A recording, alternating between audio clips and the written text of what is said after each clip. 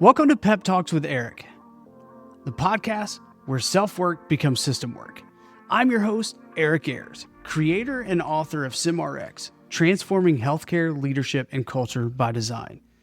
This show is your space to shift perspectives, ignite action, and remember who you are and who we are in the process. Every week, we spark transformation, from burnout to breakthrough, from surviving to designing. You'll hear real stories, real tools, and real humans doing real work. So let's shift, let's build, and let's spark what's next together. I'll see you inside. All right, guys, welcome to another episode of PEP Talks. I'm your host, Eric, and this show is here to create positive feedback loops, to shift out of our negative feedback loops and provide positive ones that guide and nourish our lives. Create sparks of transformation. Ultimately, that's what we're doing here. And today's guest, Amanda Younts, embodies all of that and more. So she's a creative soul, a courageous leader, and the voice behind Midlife Catalyst, a podcast that speaks right to the heart of reinvention. I first connected with her not too long back, and our conversation, the moment we spoke, I was like, okay, she needs to be on this show. And just her story is one of resilience, creativity, and radical presence, which is embodied in this podcast. A true shift from performance to purpose. So let's get into it. Amanda, thank you so much for joining us.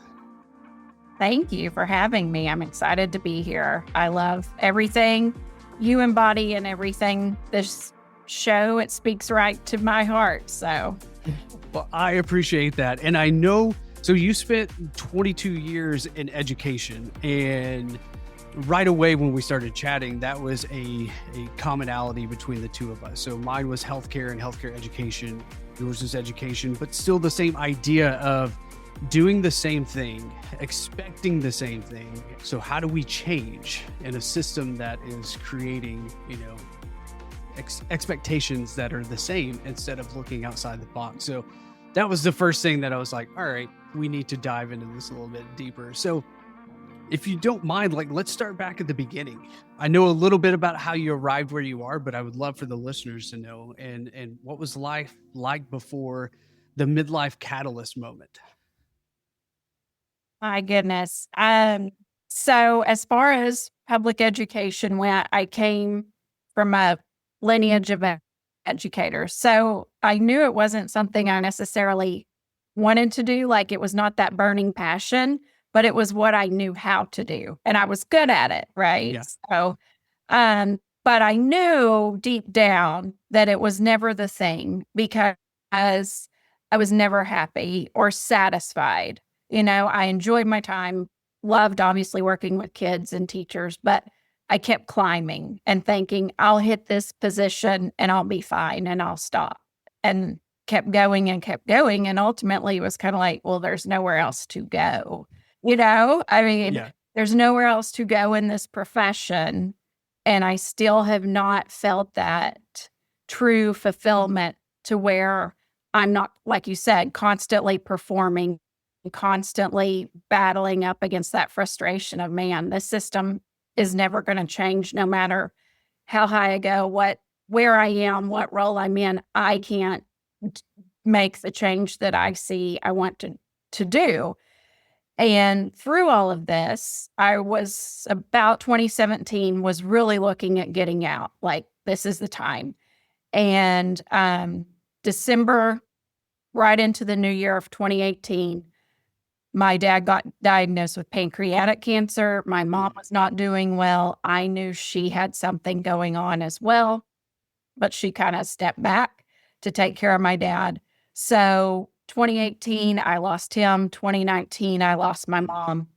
And in the spring of 2020, after I kind of came out of that grief fog of just survival, when everyone else was shutting down in the world, I started opening up to, knowing I've written 2 obituaries in 2 years, and I've sat on deathbeds where my parents were like, we have no regrets. We lived the life we wanted. We're good. And I knew I could not say that. And so for me, transforming during that time of 2020, when I really had the time and the space to get really clear, that I needed to start following more my gut and my purpose over my head and what I thought I should do. Yeah. And it wasn't obviously that was 2020, and here we are 2025, and I didn't leave education until a year ago. So it took, some planning and just kind of figuring things out and working through things. But I absolutely do not regret at all leaving the field. All right, I want to highlight a few things because this is what I find amazing, and I find it to be true in a lot of people's stories, right? It's very relatable, and each story is it's vastly different, but the core concepts, that's what intrigues me. I'm a believer and a lover of disruption, and I hate it when it's going on, but learning to embrace it and coming out the other side as a better person for that disruption speaks volumes to when we can hone into this. So you had multiple disruptions, you know, your parents, and then it's almost like that disruption allowed you to blossom when everyone else went in. So it was the timing. I mean, I can't imagine going through that. That's awful in terms of the human experience, the preparation and the gift that they left you to say, I'm fulfilled. And you're like, wait a minute, I'm not. So what do I do now to not, as Wayne Dyer would say, I don't want to get to my deathbed and still have music inside of me. So Right. how do I share my music and how do I start doing it now? And then the world disruptor of COVID comes in and shifts everyone's modality, and you're like in a different realm because now you're opening up when everyone else is going in, and you're like, this is interesting. And how many times do we find ourselves in not fitting in, but knowing because something gave us permission to take a step forward? And it's almost like those around you may not have gotten that permission, but the disruption in your life was like, I permit you to take a step forward. And there's beauty in that empowerment. So thank you for sharing that. And I wanted to highlight that it's difficult. I'm sure that was like one of the hardest steps. Right. But from hearing you talk, it got you through the next 3 or 4 years before you build up until the pivot step of, no, I'm bouncing out of here and going somewhere else.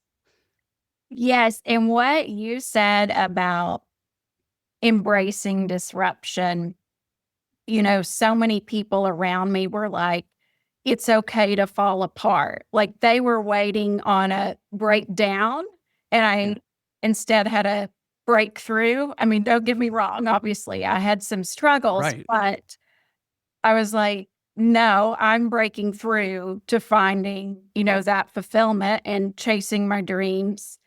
And then for me, speaking and sharing these stories is a hope that other people don't necessarily have to go through such traumatic, terrible experiences to make those shifts and make those moves.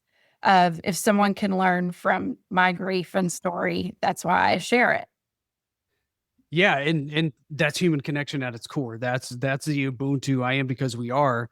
But we all know that a lived experience and a a personal experience is the best education tool that we possibly can get.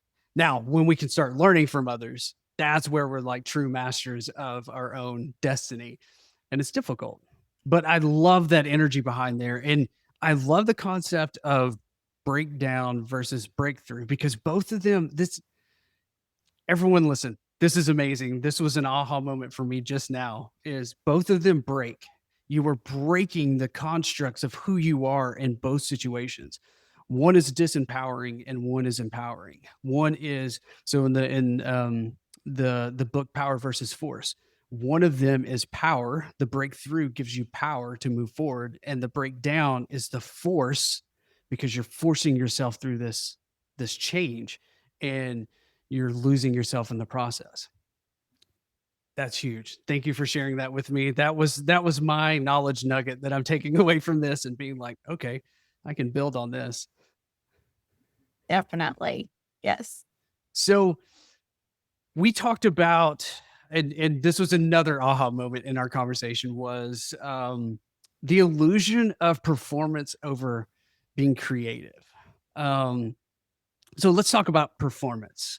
And it's because it's something that a lot of us get trapped in, right? Especially in this constructs of a matrix created, I'll call it business, but corporation, organization. So the education model, the healthcare model, all of these models, the matrix model of these, we get caught in this performance.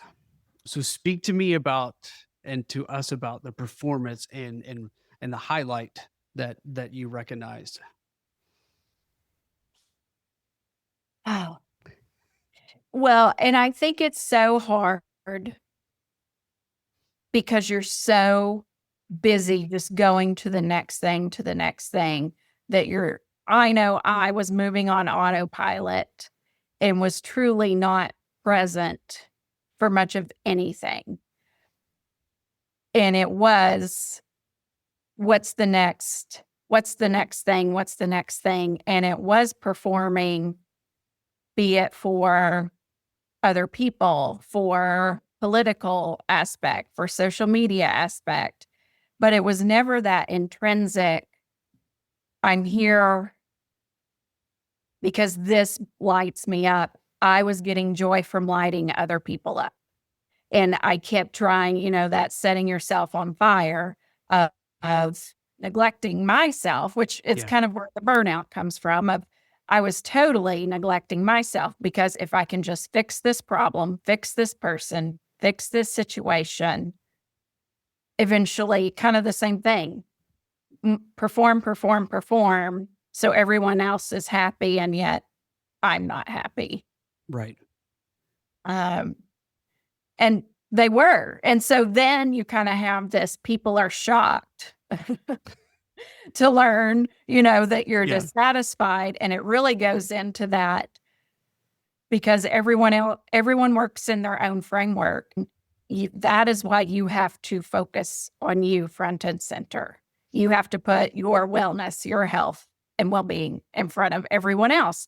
And that comes off as a servant leader as, not being of service, and that you are supposed to put others first, but you're not. I know I am not a good leader, and I'm not a good person to be around if I'm not prioritizing my needs, because then I'm nicer, kinder, better to other people.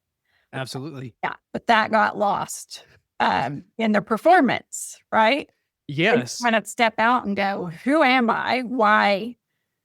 All the way down from your appearance to things you say to places you go, that you're like, this is not even close to who I am in the core.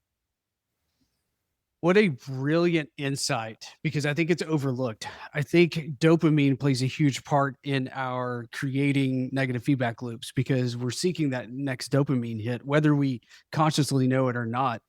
And something that you said, it's so pivotal, because if we are chasing our performance, chances are the passion is not there. Because if the passion is there and we're doing something we love, the performance is going to match, and it's going to be organic, and we're going to feel like we're flowing into this. But if we're chasing performance and we need to create these check marks, these check boxes of, am I getting there? Am I getting there? Then we're seeking something outside of who we are. And I'm saying this from experience. I did the exact same thing. It's like, what's the highest level of nurse I can be within there? And then once you get there, then what? Because it's lonely when you get there and you're like, all right, now how am I going to get this next dopamine? And because it's not going to be found here, it's going to be found somewhere else. And the whole time, to your point, I'm on fire because that's what I've done. And I've helped everyone else. I've done everything, but have lacked the core elements of who I am. Brilliant concept. And I wonder, have you found it's taken me, gosh, probably up until like February to re-regulate my system when you talk about those dopamine hits, because, my phone would start from 5 a.m. to midnight and all the fires and all the emergencies. And so to truly come out of that and kind of restabilize my nervous system and as a human of how I respond and show up in the world, it took a while to reset that and Absolutely. regulate. Yeah, absolutely. And I think I'm speaking for me, really quick to fall back onto previous habits and behaviors because it's great when you're focused on something, but 5% of our brain we have the ability to focus. The other 95% is habitual. So changing behaviors is really hard because our habitual mind's like, no, no, no. I've gotten you here. You're 45. I've gotten you to 45 by going through these habits and these cycles. Let's just go to that. It's easier. So when you have that aha moment, you're like, I'm going to make a change and I'm going to do this. It seems easy for a couple of days. You're like, oh, I'm regulating this dopamine. And then all of a sudden you start flowing into work and patterns. And all of a sudden the habitual mind comes in and you're like, oh, dang it. I'm right back to where I was or going down this rabbit hole. So we talk. I'm glad this is coming up because we talk like, oh, this is how you do it. It's a 5-step process. You do this, and this. In a couple of weeks, you're good. But no, this is an ever evolving thing that I don't think we ever get to the very end because the deeper we go, the more we're like, oh, okay, I could shift this habit. I could shift this habit. And then it's like the layer after layer after layer. So to answer your question, yes, the nervous system reset. I think it's an ongoing, at least for me, it is. Same, because I just traded one profession because then I'm like editing podcasts till like 2 in the morning, right? Right. I'm still like and again, why? I wasn't getting joy. It was for performance because Right. you're looking at, I have to have this much engagement and this many followers rather Yeah. than, no, your purpose here is to share stories and make that human connection. So starting to kind of the awareness of that. Yeah. Yeah. And everything starts with awareness. And um, something really interesting about awareness, a lot of us will be aware of something and all of a sudden have a negative emotion towards it because we're like, oh man, I've been doing this. No, no, no. Actually, like this is amazing because now now your 5% focused mind can do something about it. Now you can start.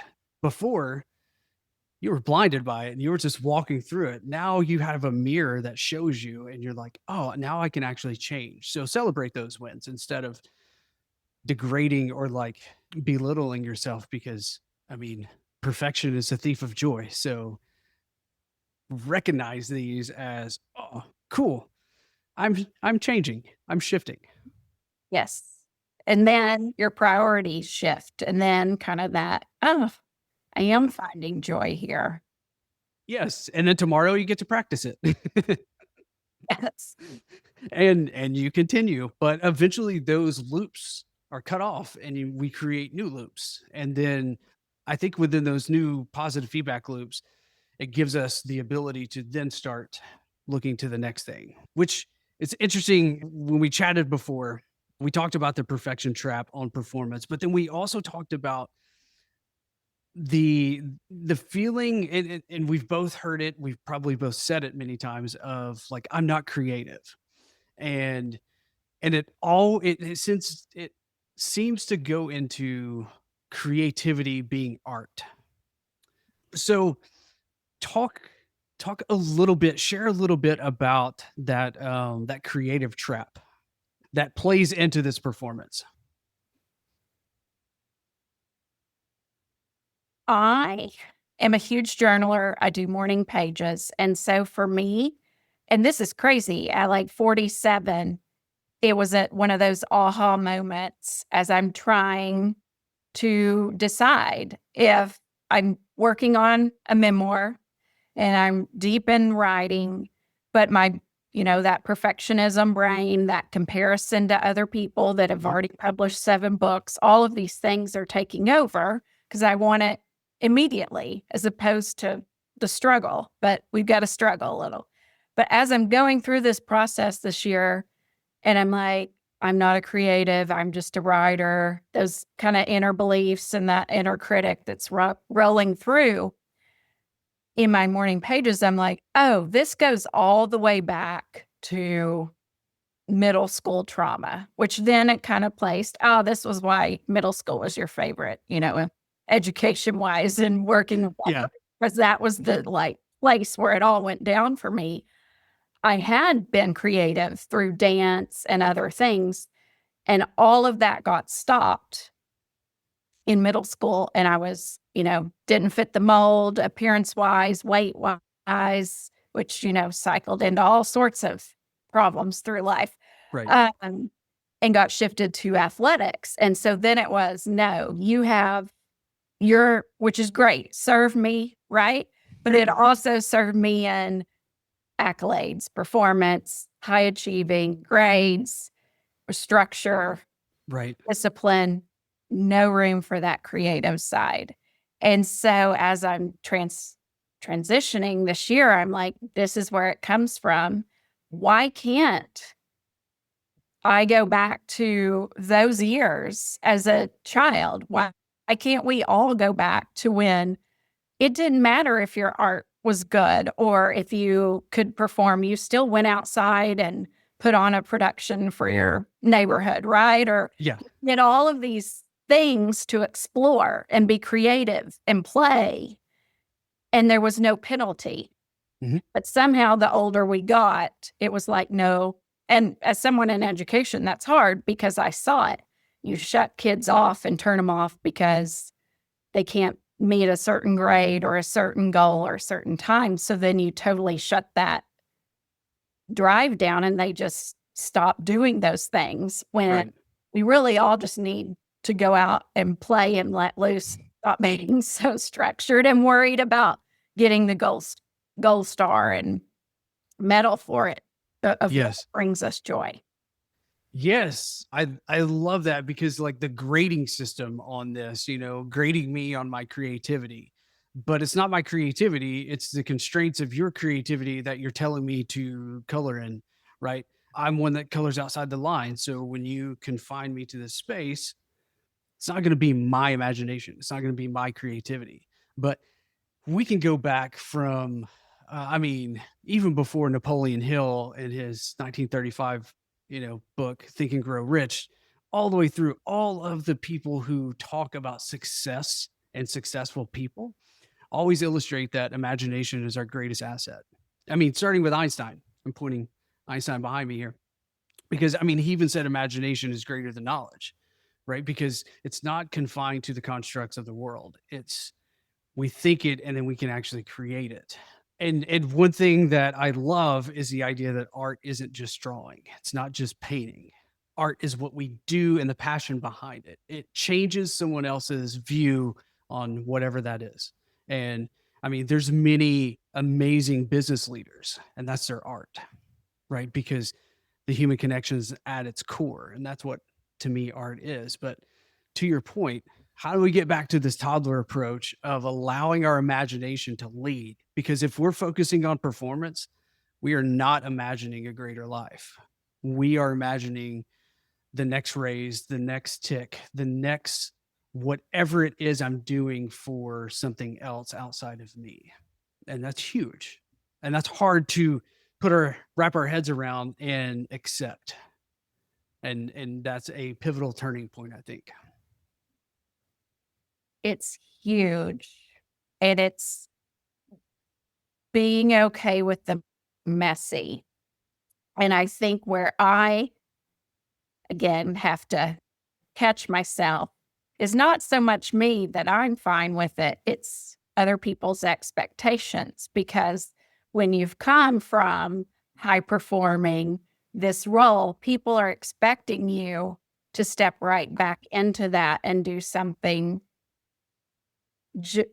great. And it's like, well, I am doing something that's great to me.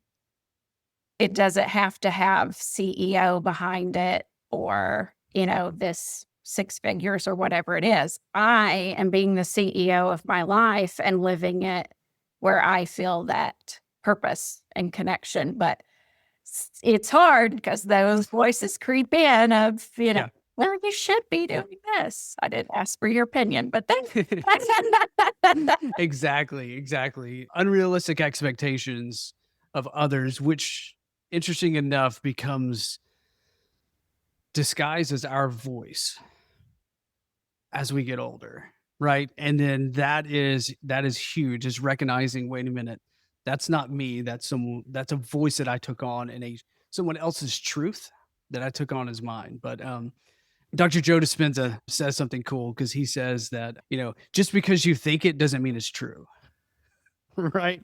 And it's all about that, that biology of belief, of our beliefs are created in, everyone we interact with. So what is true to us? And that's interesting. So this segues perfect into this midlife yes. catalyst, right? So when we get to that point where we're like, oh, like I've lived this long with someone else's purpose and performance, like, what then? How do we reimagine the next phase? And honestly, like, how do we give ourselves permission to move forward?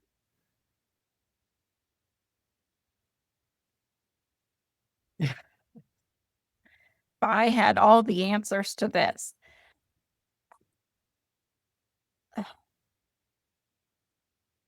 And I will say this because I do get this frequently in work and coaching that I do, in that I didn't have a partner or kids. I didn't have anyone else to answer to. So I had that personal freedom to go, well, it doesn't impact this catalyst, not a crisis, which, the others see at that point. It doesn't impact anyone else but me. And so I know and I see and I work with people that it's always in the back of their mind, but I've got kids, I've got this, I've got that. But flipping that narrative of, don't you want your kids to not get to this point in life and feel the same way you do? Because I feel like the term midlife crisis has been around for so long because my generation stayed stuck in, we work till retirement, we do this, we do that. And so as a whole of a generation, to be able to change that narrative and change that view for younger generations of, you can change course. You don't have to wait till your 40s. Like, if it's there, let's follow that purpose. Not, oh, I saw my mom, stay in something that made her miserable, or stay, and I hear that a lot from people my age, again, of, well, this is what's I saw done. And it's like, but you also saw the other side, that they weren't happy or this or that. So let's change what that looks like for your kids or your partner, or even the people you work with who don't have the strength or know that there's something else out there. Just, again, we're kind of on that treadmill and we're not pushing the pause button.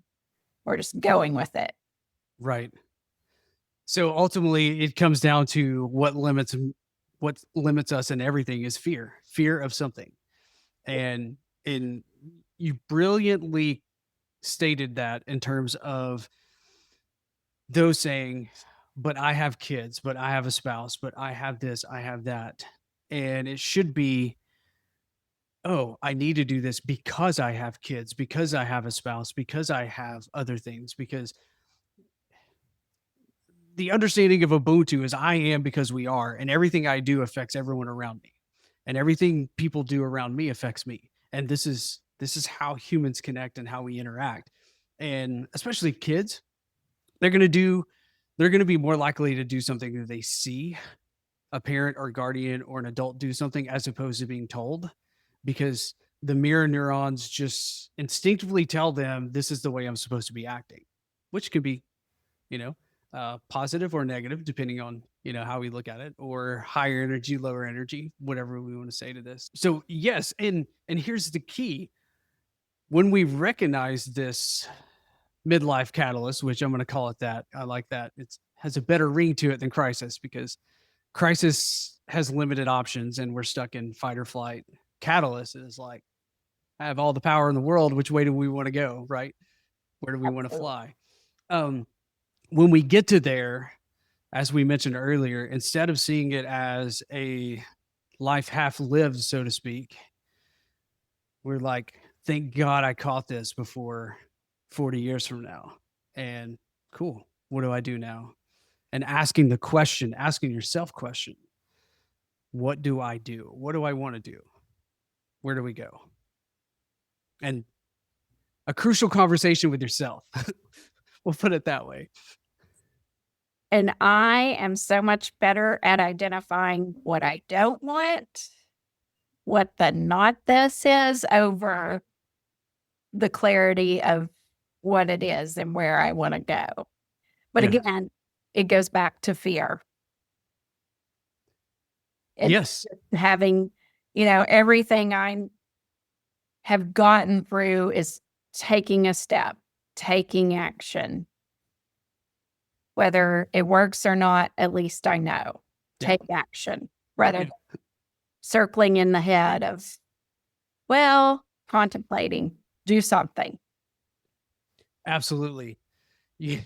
I'm so aligned with that modality. So like in my human design, I'm a 1-3, which means I have to gather the knowledge and I have to try it. And I have to try, fail, try, succeed. Oh, cool. That's how you do it, right? It's Thomas Edison.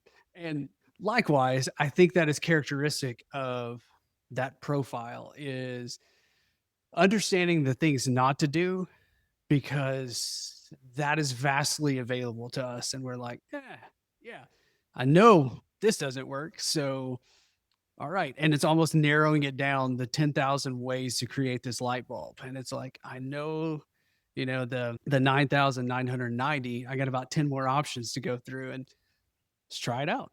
And it may be amazing, but if it's not, at least I know that's not the direction I'm going. And each time it doesn't work, we're standing on an elevated platform of where we can go. And that's the mindset shift in me, that I think produces the momentum that we need, and that continued permission to keep going. Absolutely. And what kind of Daniel Pink wrote about power of regret. I have no regrets on anything I've done, like any job, any place I've moved. Yeah. It's the inaction, the thing you didn't do, that sticks in there. So you're really kind of studying yourself and charting your course of. Yes, we are. Yes, we are. Which could lead into hours of of conversation, because ultimately, when I sit back and I think of midlife catalyst, it's almost like the first half of my life was spent learning from others. And then you reach an inflection point of, I think it's time to go within. And it's freaking weird at first, because you're like, how do you do this? And I'm a person who wants to know how, but when you surrender, it kind of takes care of itself. Yes. That power of surrender. Hard for some of us control freaks, but a huge. And it's interesting. So the power of surrender. So once you surrender, there's power that comes, and the power is ultimately, I'm not having to use my own energy. I'm not expending my energy to put out other people's fires, but instead I'm generating power And I'm leaving this with a better understanding, clear purpose, and the ability to help others.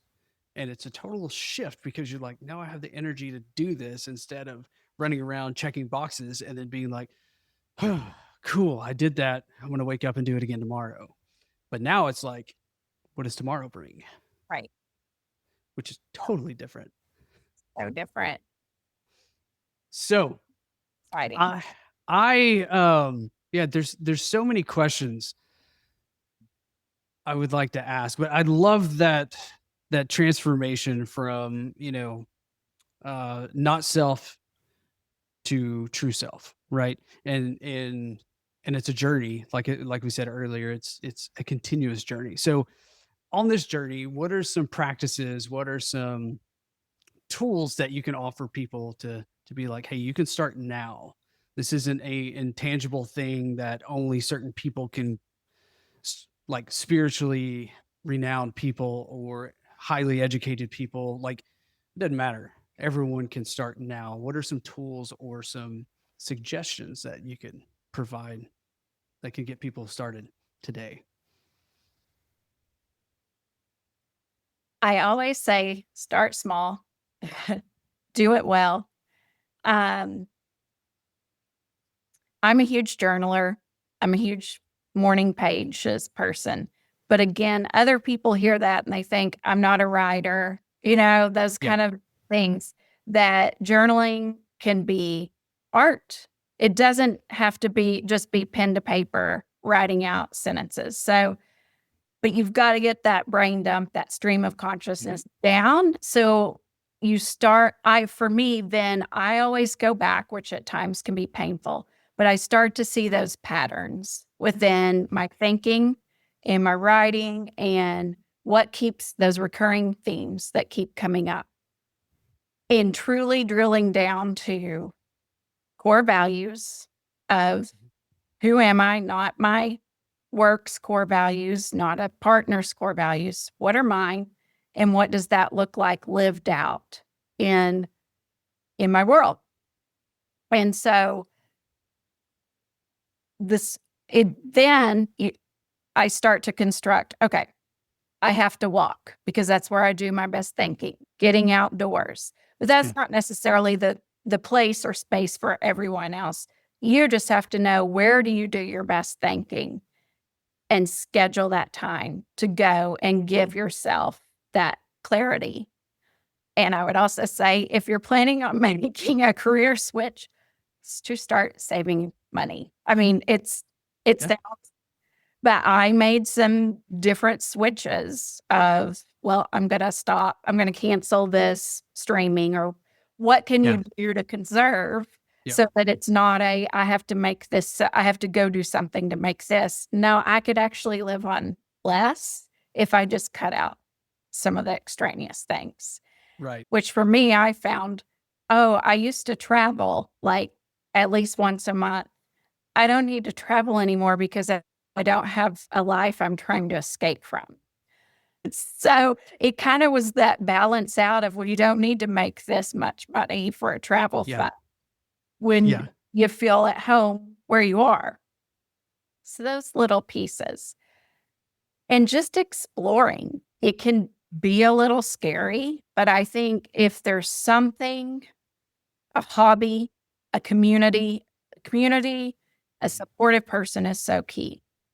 And it's typically not going to be the people you think that are where you're going to find the support.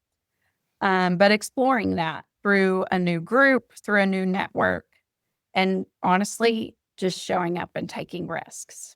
Like, I knew nothing about podcasting or YouTube or any of this, and I just started going to free Zooms, whatever training is, whatever was out there, just to explore if it was even something I wanted to do.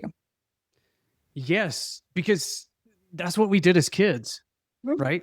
Right. When something new was in front of us, we didn't know if we liked it or not until we tried it. And we were all in. Like, there's no hesitation. It was, I'm all in. And then you're like, oh, this is awful. But I know now I don't want to do that. Yep. But I do want to do this over here. And that's okay if we don't like it. Right. Yeah. And that's okay if we're like, okay, I'm going to go for a walk because I've heard this is great to clear my mind. And you go out and you're like, I hate these bugs. I hate sweating. It's not for you. And that's okay. You tried it. Yes. And that's so one of my kind of beefs with, even the wellness industry of Yeah. this visual that everyone's wellness plan's going to look the same. And the definition of physical activity, you've got to explore what works for you. And that's whatever it is, as long as you're showing up to do it, it's much better than someone else's prescriptive plan that you don't go to. So Absolutely. Absolutely. Being intentional about it. So when you're there, what are you expecting? What is this time for? Because if it's not intentional, your mind's going to go to the previous habitual patterns of thought processes, and you're going to be reliving yesterday or figuring out what you should have done better instead of what we can do tomorrow or the rest of today. I love that. So I no, sorry, I go do for have it. that. Honestly, I have people do, and because this is what I did. It kind of started with writing obituaries, and it was easy to do for my parents. It's easy to do for someone else. But have you ever written your own obituary and then revisit that, right? Because we're still living. Yep. It's a living document. But getting that clarity on what you want those metrics to look like and those outputs to be is a very powerful exercise. Absolutely. And I would totally agree with that because I mean that's the epitome of when I'm gone, how did others perceive me? And that can lead to fear. And if it does and you don't feel comfortable with that, there's another very parallel thing to do, and it's writing your autobiography. So a little less, fear based in there, but the obituary it's like if you want to jump headfirst, go that route, right? If you want to take a stepping stone there, the autobiography. But I totally agree. Both of those are ways it will stop and make you think, who am I? What do I stand for? And all of a sudden, these aligned purposes or misaligned purposes are illuminated. So brilliant, brilliant advice. Last thing I want to highlight on here is you brought it up, and I want to pivot a little bit. Everyone's transformation is different, right? Everyone's wellness is different. Everyone's day to day, it's different. So these one size fits all, they might fit some, but they don't fit all. Neither does transformation. Transformation looks different in everyone. And just like there's no good and bad emotion, there's no good and bad transformation. There's no good or bad way to do this. What is something that can empower people when they're in the middle of kind of the dip or like that worst aspect to where you're at the point where you're either going to break down or break through, right? What is a way that we can empower ourselves to begin the breakthrough?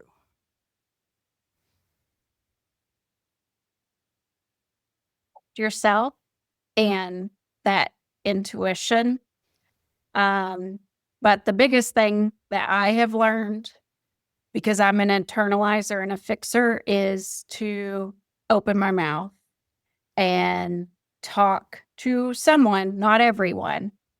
So that goes back to that, supportive one person or a supportive community and network, and just whatever it is that's weighing me down, as soon as I get it out and talk through it, it loses that power of fear. And it takes it down to either, this isn't that hard, or, you start to really solve your own problem or make your own decision once you get it out. And even beyond out, like I said, I journal a lot, but I still have to do something with that a little bit further. And as an introvert and like a very independent person, this was the biggest learning curve for me of Yeah. opening up. what did you, I'm going to dive into this a little bit, if you Yeah, don't mind. 'cause What, it's not easy. yeah, absolutely. And it's not, especially as an introvert. So yeah, I hid behind extroversion for a long time before realizing that I kind of am comfortable in both worlds, but they have to be balanced. And the extroversion allowed me to hide behind the internal conversations I needed to have with myself, right? Because it was always external stimulation. So as you walk out and you take the courageous step of taking these and putting them out into the world, into the ears of someone else, what did you see begin to happen both externally and internally? Internally became a sense of relief, but also confidence in that nothing I ever said or put out from the people that I talked through um, was diminished. It was absolutely, and it was supportive. And then the crazy thing was when I'm opening myself, the people that come into my life that Mm, least expected, that other people that maybe even thought they were closer to me or we'd been friends longer, no, like for these powerful connections to come in just because I was open and willing to show up and have a conversation. And, I don't recommend starting with your whole life story, but you start with little bits and then yeah. you, oh yeah, I want to talk to this person more. I want to collaborate with this person on this project. Be you're never going to get there keeping it inside or sitting at home. And so just having that little bit of gain, that little bit of confidence Yeah. and keep propelling because I was just amazed at I put, a few Substack articles out early, like September, and the feedback from that was pretty overwhelming. Oh, okay. People like this, people want to hear this, and just getting that out there. And otherwise, if no one, I see it all the time. If no one responds, then okay, go try something else. Mhm. But the response and the connection was there. So again, it's that getting into action, doing something small Yeah. and trying, trial and error. The more for me, kind of staying on that internal dialogue, the more for me that I spoke and spoke my truth, the more the inner critic, the negative, diminished. It got quieter and quieter, Mm. losing that power because it wasn't just festering inside of me. That is so beautiful because, like, at an emotional level, so Louise Hay was one of the most influential people I listened to, read, because she helped me tap into the how to live with the feminine energy within a masculine, body. We'll say it that way. And she was always about nourishing and healing the inner child, the 5-year-old self. So as we're speaking our truth, uh, I'm seeing our 5-year-old self with a megaphone saying, "Thank you. Thank you for giving me the platform to speak who you and I truly are, because this is who we are. It was conformed out of us over whatever the case may be, out of this lived experience. But thank you for giving me the mic." And here we are. And that inner critic begins to change because now it's our self speaking through us. And the power in that is simply and profoundly just beautiful. So thank you for sharing that. Absolutely. I think, which I know this probably leads to another conversation up soon. is you have to be okay with ticking people off. Like, because whatever persona that mask you've worn, Mhm. to survive and to make it, once you start shedding those things, other people get really uncomfortable Mhm. and they don't know how to respond and they don't know how to interact with you. And I see it so many times, of people going back or staying where they were because of that. And at some point, I mean, I have just enough like stubborn resistance in me that I can tune it out, but Yeah. not everyone can or has the support to do it. Right. So, yeah. Right. Excellent point. And the people pleasing aspect, I mean, it's very difficult because you want to make everyone happy, but at the same time, it's diminishing yourself for the expansion of others. And Ruiz in his books, Four Agreement and the Fifth Agreement, talked about this you're in people's plays, right? And you're expected to be a certain character in their play. When you shift that, they don't like it because you just disrupted their screenwrite. And likewise, we do the same thing. People change in our lives and we're like, wait a minute, what the, and that's the habitual patterns that are interrupted and disrupted. And they can be viewed as, all right, let's rewrite our play, or let's remove ourselves from their play altogether because I'm not that character anymore. And if I can't be accepted as a new character, then I'm going to go be me as a character in someone else's play. So, yeah, definitely a different conversation for a different day that I think is absolutely huge. Absolutely huge. But it's okay for us to give ourselves permission to step away. Because as we're growing into who we need to be, as that 5-year-old self is beginning to remember who we are, then we can tap into that essence. And that's enough power to carry us through whatever hardship is about to come in.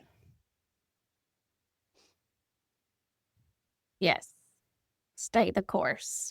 Stay the course. Yes, absolutely.